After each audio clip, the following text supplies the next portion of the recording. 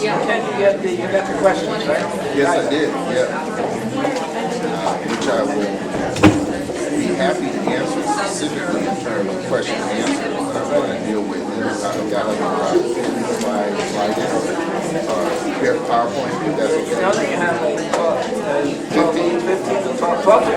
Good morning. There's going to be some guy enforcing it. I'm going to be the one enforcing it. And I'm too nice to enforce it. There'll be someone. well, I heard whoever it is was brutal, so I willed it down. Right. Hey, my friend. Wow, of course.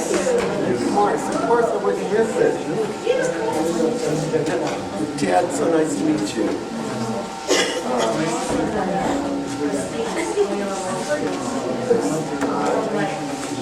From 25 years ago, in fact, we're having our reunion.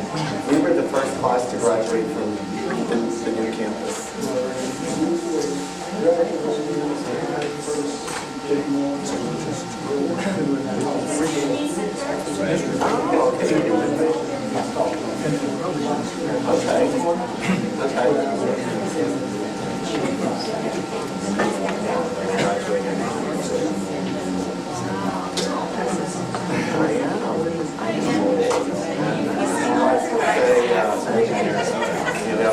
I came back to my Jesuit roots later in life.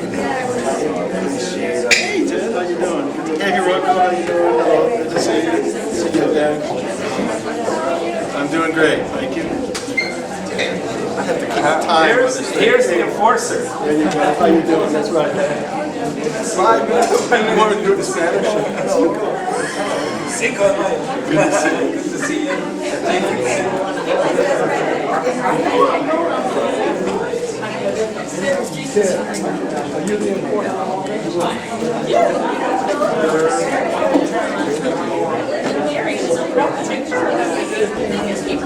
I have my notes, my crib sheet, 12 to 15. 12 to 15. That's exactly what I said. Okay, good.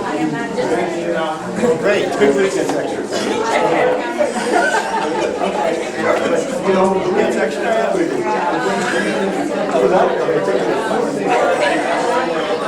Here's a lot. Hey, Ted. So we're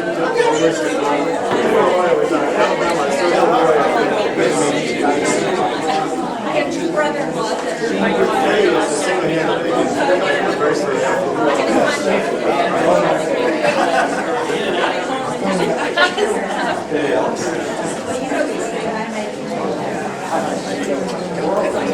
I'm sorry?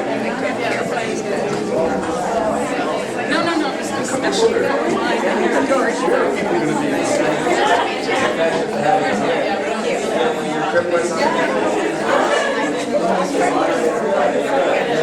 I'm so glad you did your job.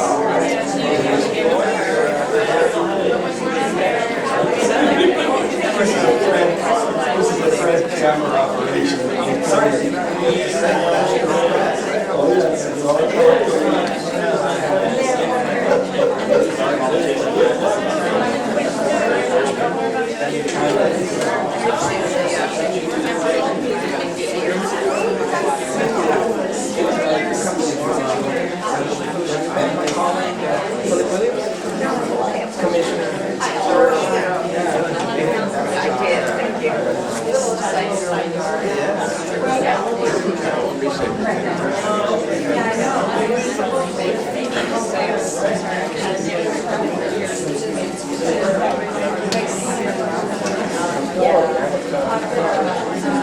I'm not sure the time my flight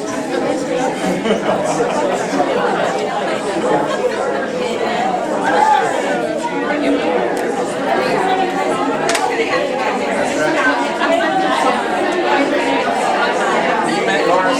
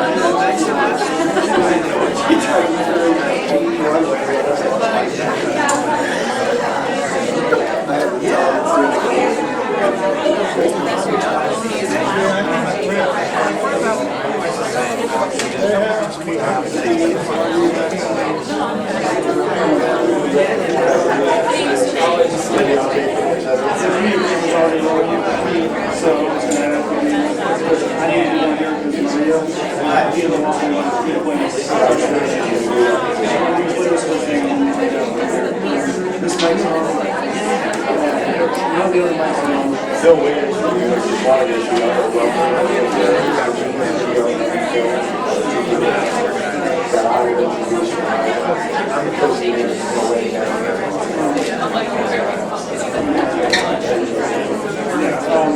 As far as microphone, all people on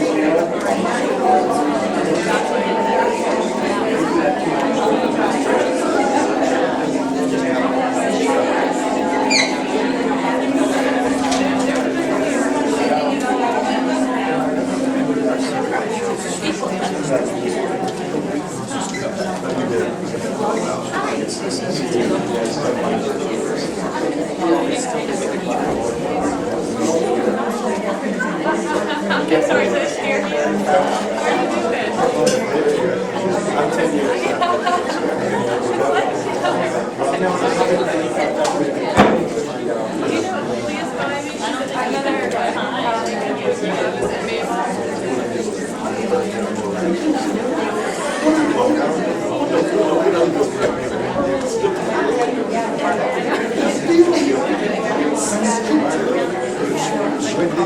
I know we talked a lot about Stephen Chestnut.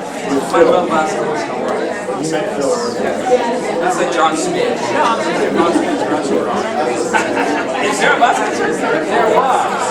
That's a very Spanish name. It might have been from the Spanish Bosco. Yeah, exactly. Antonio Bosco. Yeah. Son of a, it actually means son of Bosco. Yeah, Bosco. Son of Bosco.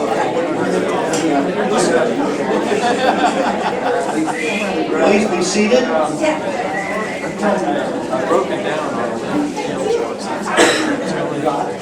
so I went there. Is it good today? Hello. Dean was not able to be here today, and she asked that I play this short greeting for her. Buenos días. Welcome to Loyola. This is a bilingual message. Buenos días. Bienvenidos a Loyola. Este es un mensaje bilingüe. Hablaré en español próximamente. I'm so glad to welcome you to the Immigration Detention Conference. I know wonderful things will take place in the next 2 days as you discuss how it is that we treat those who come within our midst, seeking justice, seeking freedom, and seeking opportunity here in the United States. I care very much about immigration. I have been involved in researching and writing and representing immigrants for years, and I hope that this conference is fruitful and that you learn a lot. Gracias por venir a Loyola. Es un placer estar aquí hablando con ustedes. Lamento no estar en persona, pero tengo que estar de viaje. Esta conferencia va a ser excelente. Van a aprender mucho sobre cómo se tratan las personas de otros países y cómo se busca la justicia para ellos. Espero que disfruten la conferencia y aprendan mucho. Sorry I can't be here. I left you this message. Enjoy the conference. I hope you learn a lot. Loyola cares deeply about justice, and we're happy to have you here. Have a good conference.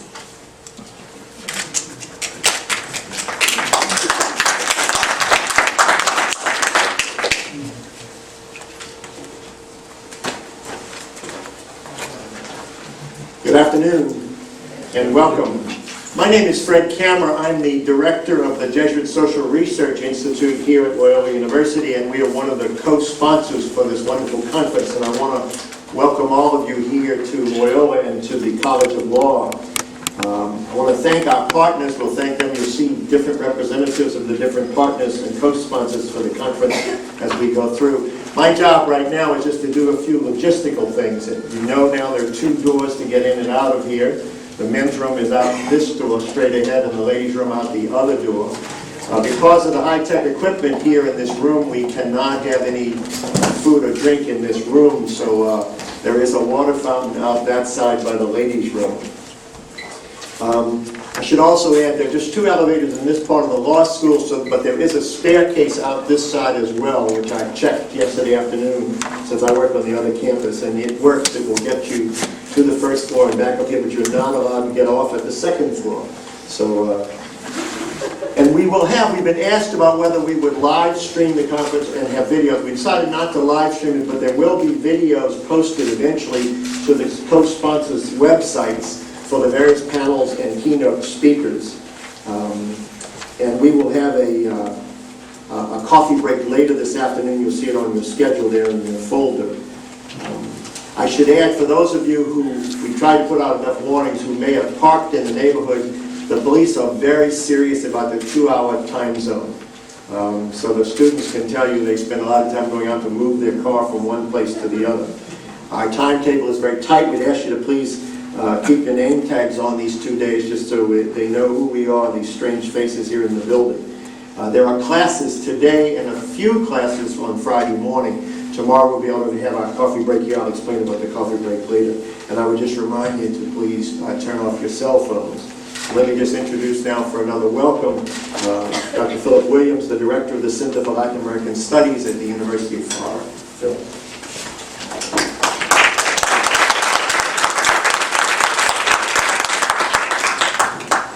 Good afternoon, and I'd like to welcome you here on behalf of the Center for Latin American Studies at the University of Florida. We're delighted to be able to do the conference here at Loyola University, the College of Law, and in this beautiful facility. I'd like to thank a number of co-sponsors whose support was crucial to be able to organize the conference this next day and a half. Here at Loyola University, especially the Jesuit Social Research Institute, of course the College of Law, the Stuart H. Smith Law Clinic and Center for Social Justice, and the Center for Latin American and Caribbean Studies. Also, I'd like to recognize support of Tulane University's Stone Center for Latin American Studies.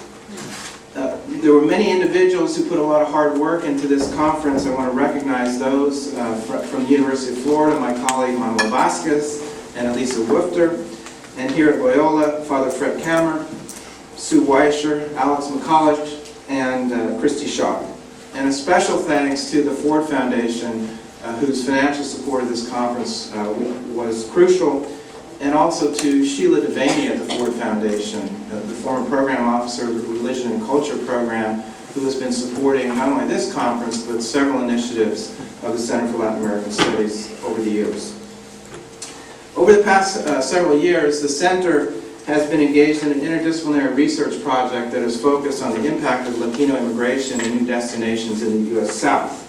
And this conference is part of a longer-term initiative to create an institute at the University of Florida that will serve as a space of dialogue for academics, policymakers, and advocacy groups working on issues related to immigration.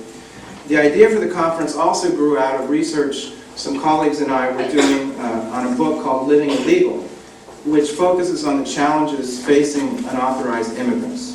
And in the context of the Obama administration's increasing focus and efforts on immigrant detention and deportation, immigrants and advocacy groups have raised important concerns about our immigration detention system. And these concerns are especially salient given the magnitude of the issue. Each year, the government detains nearly 400,000 immigrants and asylum seekers in more than 250 jails and jail-like facilities around the country at a cost of over $2 billion a year. So over the next day and a half, we have set out a number of goals for the conference. One is simply to gain a better understanding of the realities of immigrant detention, also to engage the university community more deeply in the reality of detention. We also want to assess immigrant detention, its impact on faith communities, and to begin to have a dialogue about crafting a more comprehensive theological response to immigration detention. We also will be discussing advocacy strategies, dealing with detention, and also talking about alternatives to detention. And then finally, we hope to begin to reframe the public policy debate about immigrant detention and also the detention of native-born minorities. So that's our challenge over the next day and a half. We're excited to be here and to have all of you participating. Right now, I'd like to introduce our first keynote speaker for today, Laura Sullivan. Laura Sullivan is an NPR News investigative correspondent whose work has cast light on some of the country's most disadvantaged people. She joined NPR in 2004 as a correspondent on the national desk. For 6 years, she covered crime and punishment issues with reports airing regularly on Morning Edition, All Things Considered, and other NPR programs. Over the years, Sullivan's work has been honored by many of journalism's highest awards, including two Peabodys and 2 DuPont Awards. Bonding for Profit, a 3-part investigative series that aired on Morning Edition and All Things Considered in 2010, earned Sullivan her second DuPont and Peabody, as well as many other awards. And this series revealed deep and costly flaws in one of the most common and commonly misunderstood elements of the U.S. criminal justice system. This year, Sullivan was honored for the second time by the investigative reporters and editors for her two-part series that examined the origin of Arizona's controversial immigration law, SB 1070. Her first Gracie was for a three-part series examining the state of solitary confinement in the country, and she was also awarded the 2007 Daniel Shore Journalism Prize for this series. Today, Laura Sullivan will be talking to us about the economics of prison and immigration law. Welcome, Laura Sullivan.